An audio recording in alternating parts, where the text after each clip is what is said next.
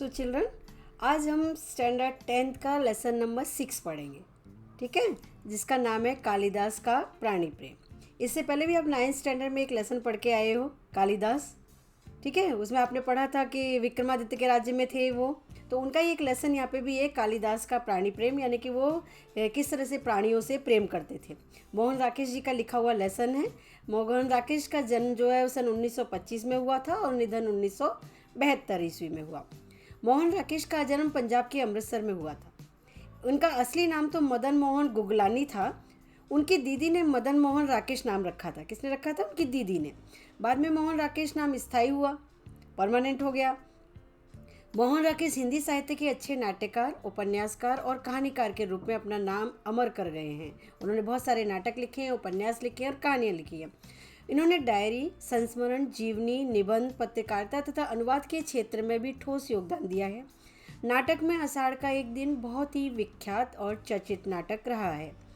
नाटक आधे अधूरे, लहरों के राजहंस, आषाढ़ का एक दिन, एकांकी, अंडे के छिलके, बीज नाटक, आईने के सामने एवं सारा आकाश, आखिरी चट्टान तक उनकी गद्य रचनाएं हैं। यहाँ पर आषाढ़ का एक दिन से केवल एक अंश ही कालिदास का प्राणी प्रेम शीर्षक से प्रस्तुत किया गया, सिर्फ एक अंश लिया गया है। नाटक के दो प्रमुख पात्र हैं, मल्लिका है और कालिदास है, ठीक है। एक ड्रामा है जिसमें कालिदास हैं और मल्लिका है, दो लोग प्ले कर रहे हैं जिसमें। तो कालिदास बाण से घायल हरिण शावक को बचा लेता है। एक हरिण शावक है, वो किस तरह से बाण से घायल हुआ है शिकारी के से, और उसको कालिदास किस तरह से बचाते हैं, ये नाटक में हम स्टोरी पढ़ेंगे। नाटककार ने ये कहना चाहा है कि अगर हम प्राण दे नहीं सकते तो किसी का प्राण लेने का अधिकार भी हमें नहीं है। अगर किसी को प्राण दे नहीं सकते हो तो लेने का अधिकार किसने दिया आपको? मारने वाले से बचाने वाला महान है। वस्तुतः दंतुल ने शिशु हरिण शावक को, दंतुल एक सैनिक है राज्य का, उसने शिकार किया है, तो दंतुल ने शिशु हरिण शावक को घायल कर दिया है। इसलिए इस प्रकार का व्यंग्यवाण लेखक उस पर ही चलाते हैं। अतः यहाँ पर जीव दया की बात बताकर कालिदास का प्राणी प्रेम प्रकट किया गया है कि वो जीवों पे किस तरह से दया करते हैं। पशु पक्षी हमारे मित्र हैं, अतः उनका हनन नहीं होना चाहिए, उन्हें हमें नुकसान नहीं पहुंचाना चाहिए, वो भी हमारे मित्र हैं, पशु पक्षी भी।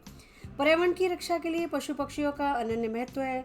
मानव जीवन विकास में प्राणियों का बड़ा योगदान है और प्राणी मानव के साथी हैं, वो हमारे दोस्त हैं और इसलिए हमें उनका रक्षण करना चाहिए, ठीक है। तो अभी हम अपना लेसन स्टार्ट करते हैं। जो स्टोरी वो है कि कालिदास एक हरिण शावक को बाहों में लिए पुचकारता हुआ है। बाहों में एक छोटा सा हिरण का बच्चा है, उसको पकड़ रखा है। हरिण शावक के शरीर से लहू टपक रहा है, यानी कि खून गिर रहा है। कालिदास, हम जिएंगे हरिण शावक, यहाँ पे कालिदास जो है वो घायल हरिण शावक से बातें कर रहा है कि हम जिएंगे हरिण शावक, जिएंगे ना, एक बाण से हाथ होकर हम प्राण नहीं देंगे। हमारा शरीर कोमल है तो क्या हुआ, हम पीड़ा सह सकते हैं। एक बाण प्राण ले सकता है तो उंगलियों का कोमल स्पर्श प्राण दे भी सकता है, हमें नए प्राण मिल जाएंगे। हम कोमल आस्तरण पर, मतलब सॉफ्ट बिस्तर पर विश्राम करेंगे। हमारे अंगों पर घृत का यानी कि घी का लेप होगा। कल हम फिर वनस्थली में घूमेंगे, हम ठीक हो जाएंगे, फिर वन में हम कुलाचे भरेंगे। कोमल दुर्वा खाएंगे, दुर्वा घास होती है, बारीक बारीक मुलायम घास खाएंगे ना। मल्लिका अपने को सहेज कर द्वार की ओर आती है। मल्लिका, यह आहत हरिण शावक, मतलब ये घायल, आहत मतलब घायल हिरण का बच्चा, या ऐसा कौन व्यक्ति है जिसने इसे आहत किया? क्या दक्षिण की तरह यहाँ भी? कालिदास, आज गांव प्रदेश में कई नई आकृतियां देख रहा हूँ। झरोके के पास जाकर आसन पर बैठ जाता है। राज्य के कुछ कर्मचारी आए हैं। हरिण शावक को वक्ष यानी कि छाती से सटाकर थपथपाने लगता है। कौन? कालिदास। हम सोएंगे, फिर से बातें कर रहा है उसके साथ में ही। हाँ, हम थोड़ी देर सो लेंगे तो हमारी पीड़ा दूर हो जाएगी, परंतु उससे पहले हमें थोड़ा दूध पी लेना चाहिए। वो बोलता है तुम सोओगे उससे पहले थोड़ा दूध पी लो। मल्लिका, थोड़ा दूध हो तो किसी भाजन में ले आओ। भाजन मतलब बर्तन में थोड़ा दूध लेके आ जाओ उस बच्चे के लिए। मल्लिका, हाँ मैं दूध औटा कर माँ ने दूध औटा कर रखा है, मतलब माँ ने दूध गर्म कर दिया, औटाना मतलब गर्म कर दिया, देखती हूँ। चूल्हे के निकट रखे बर्तनों के पास जाकर देखने लगती है। अभी अभी 2-3 राज कर्मचारियों को हमने घोड़े पर जाते देखा है। माँ कहती है कि जब भी ये लोग आते हैं तो कोई न कोई अनिष्ट होता है, यानी कि बुरा होता है। वर्षा के रोमांच के बाद मुझे यह सब बहुत विचित्र लगा। दूध का बर्तन उठाकर दूध खुले बर्तन में उड़ेलने लगती है। गर्म दूध है बहुत भगोने का, तो वो तो ठंडा करने के लिए भगोने में उड़ल रही है।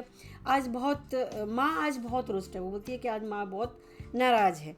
कालिदास हरिण शावक को बहाव में झुलाने लगता है। हरिण शावक को वो झुला रहा है। कालिदास, हम पहले से सुखी हैं, हमारी पीड़ा धीरे धीरे दूर हो जाएगी। अभी भी वो बच्चे से बातें करता चला जा रहा है। हम स्वस्थ हो रहे हैं ना, जाने उसके रूही जैसे कोमल शरीर पर उससे बाण छोड़ते बना कैसे। मतलब किसी शिकारी ने तुम्हारे जैसे, तुम्हारा रूही की तरह सॉफ्ट शरीर है, उसके ऊपर बाण कैसे चला दिया। वो कुलाज भरता मेरी गोद में आएगा। कुलाज मतलब कूदता हुआ मेरी गोद में आ गया, यानी कि कालिदास की गोद में आ गया था हिरण शावक। मैंने कहा तुझे वहाँ ले चलता हूँ जहाँ तुझे अपनी माँ की सी आंखें और उनका सही स्नेह मिलेगा। मल्लिका की ओर देखता है। मल्लिका दूध लिए पास आ जाती है। मल्लिका, सच माँ आज बहुत रुष्ट है। मल्लिका कालिदास से कह रही है कि मैं सच कह रही हूँ, आज माँ जो बहुत नाराज है। माँ को अनुमान हो गया है, मतलब माँ को अंदाजा हो गया है कि यह शक हो गया है कि वर्षा में मैं तुम्हारे साथ थी। माँ क्यों रुष्ट है? क्योंकि उनको लग रहा है कि जो मल्लिका है वो कालिदास के साथ वर्षा में भीग के आई है, नहीं तो इस तरह भीग कर ना आती। माँ को अपवाद की बहुत चिंता रहती है। माँ को अपवाद की मतलब समाज में बेइज्जती होगी, लोग क्या बोलेंगे कि बेटी ऐसे घूम रही है किसी के साथ में, इस बात की उनको बहुत चिंता सताती है। कालिदास, दूध मुझे दे दो और इसे बाहों में ले लो। दूध का भाजन उसके हाथ में से ले लेता है। मल्लिका हरिण शावक को बाहों में लेकर उसका मुंह दूध के निकट ले जाती है और कालिदास भाजन को उसके और निकट कर देता है। हम दूध नहीं पिएंगे, नहीं, हम ऐसा हट नहीं करेंगे, हम दूध अवश्य पिएंगे। कालिदास उसके साथ ऐसे बातें कर रहा है जैसे वे कोई छोटा बच्चा है और उसकी बात का जवाब देगा और समझ रहा है। इतने में क्या होता है, राजपुरुष दंतुल डोरी से आकर द्वार के पास खड़ा हो जाता है। क्षण भर वह उन्हें देखता रहता है। कालिदास हिरण को मुंह से दूध पिला देता है, ऐसे ऐसे जैसे छोटे बच्चों को पिलाते, बोलते ना ऐसे पियो ऐसे पियो। दंतुल बढ़कर उसके निकट आता है। दंतुल, दूध पिलाकर इसके कोमल मांस को और कोमल कर लेना चाहते हो? दंतुल जो सैनिक है, उसने हिरण का शिकार किया है, उसका ये शिकार है जिसको कालिदास लेकर आ गए, तो बोलता है इसको दूध पिला के और इसके मांस को कोमल बना रहे हो। कालिदास और मल्लिका चौंक कर उसे देखते हैं। मल्लिका हरिण शावक के लिए थोड़ा पीछे हट जाती है। कालिदास दूध का भाजन आसन पर रख देता है। कालिदास, जहाँ तक मैं जानता हूँ हम लोग परिचित नहीं है। मतलब कालिदास और वो दंतुल जो सैनिक है वो जानते नहीं एक दूसरे को। तुम्हारा एक अपरिचित घर में आने का साहस कैसे हुआ? मतलब मेरा घर अपरिचित है, फिर तुम मेरे घर में कैसे आ गए? दंतुल एक बार मल्लिका की ओर देखता है, फिर कालिदास की ओर। दंतुल, कैसी आकस्मिक बात है कि ऐसा ही प्रश्न मैं तुमसे पूछना चाहता था। हमारा अभी कभी का परिचय नहीं, फिर भी मेरे बाण से आहत, मतलब मेरे बाण से घायल हरिण को उठा ले आने में तुम्हें संकोच नहीं हुआ? ये मेरा शिकार था, फिर तुम क्यों उठा के लेकर आए? दंतुल बोल रहा है कालिदास को, ये तो कहो कि द्वार तक रक्त के बिंदुओं के चिन्ह बने हैं। कैसे पहुंचाए वो उनके घर तक, कालिदास के घर तक, कि जो बच्चे को उठा कर लेकर आए उसके शरीर से खून की बूंदें टपक रही थी, उनको देखते हुए उनके घर तक पहुंचा था। कौन? दंतुल। अन्यथा इन बादलों से घिरे दिनों में मैं तुम्हारा अनुसरण कर पाता? बादल हो रहे, बारिश हो रही है, तो मैं तुम्हें कैसे ढूंढ पाता? कालिदास, देख रहा हूँ कि तुम लोग इस प्रदेश के निवासी नहीं हो। दंतुल व्यंग्यात्मक हंसी हंसता है, ठीक है, मजाकिया लहजे में हंसता है।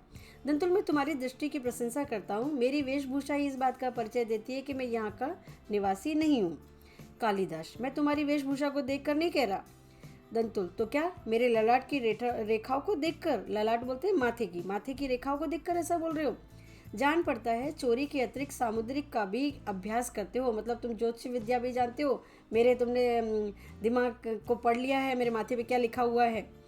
तो वो बोलता है कि मल्लिका चोट खाई सी कुछ आगे आती है, उसको गुस्सा आ रहा है मल्लिका को, वो आती है फिर बीच में दोनों। मल्लिका, तुम्हें ऐसा नाचन लगाते लज्जा नहीं आती? मतलब तुम ऐसा आरोप लगा रही हो कालिदास पे, तुम्हें शर्म नहीं आ रही है?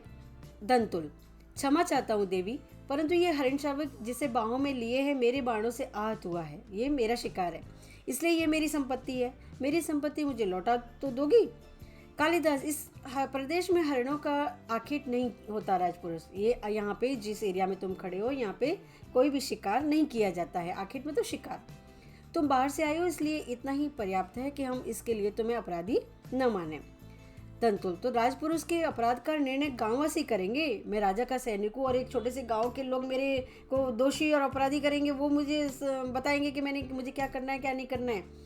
ग्रामीण युवक, अपराध और न्याय का शब्दार्थ भी जानते हो? कालिदास, शब्द और अर्थ राजपुरुषों की संपत्ति है, जानकर आश्चर्य हुआ।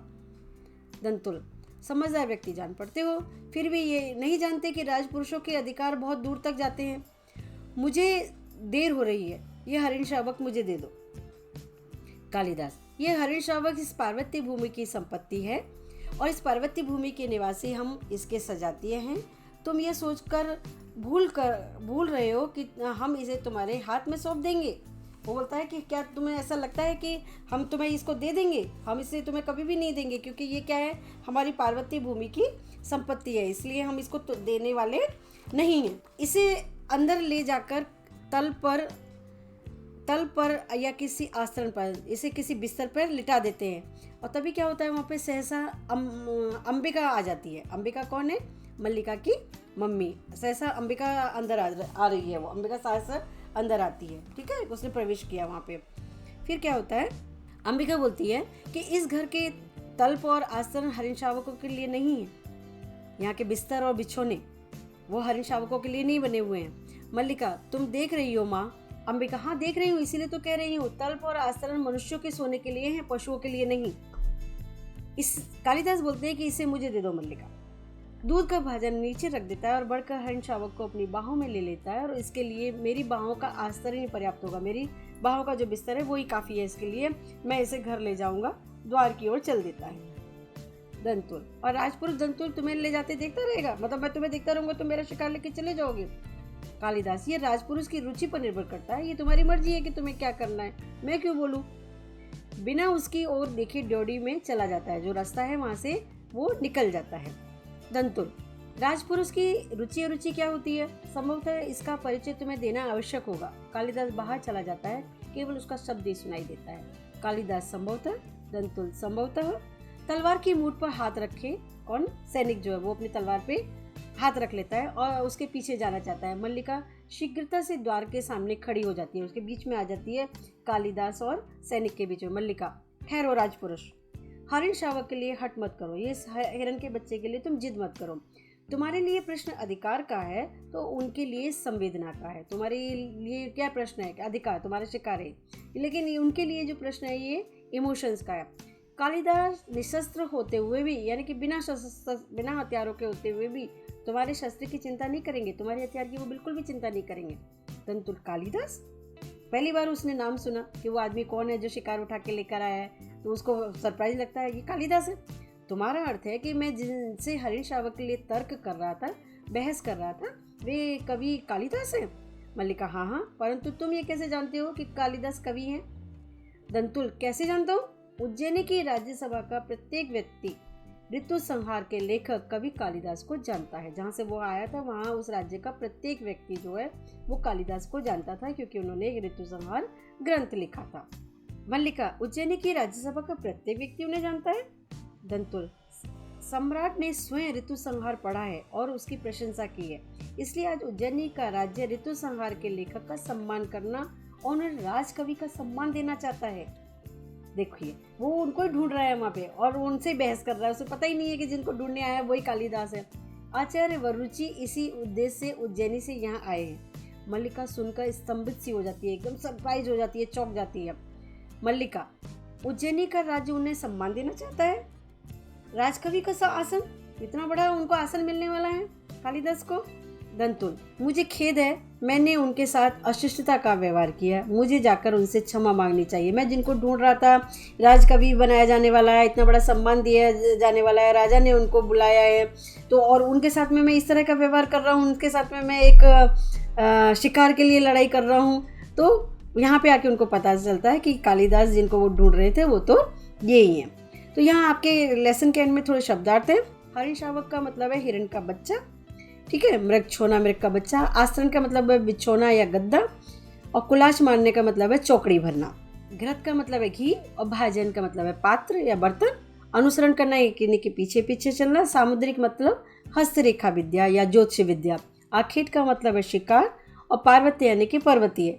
अपवाद का मतलब है निंदा, और व्यथित का मतलब है दुखी, और तल्प मतलब है शैया या अटारी। यहाँ पे 2 MCQ हैं आपके कि हरिण शावक इनमें से किसके बाणों से घायल हुआ था? तो आप क्या आंसर देंगे? कालिदास, मल्लिका, दंतुल या अंबिका? तो इसका आंसर है कि वह दंतुल के बाणों से घायल हुआ था। कालिदास हरिण शावक के अंगों पर किस चीज़ का लेप लगाना चाहता है? तो हवाई, तेल, मरहम, घृत।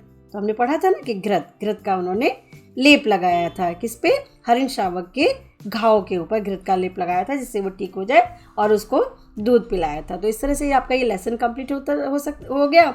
आपको अच्छी तरह से ज़रूर समझ में आया होगा। Thank you.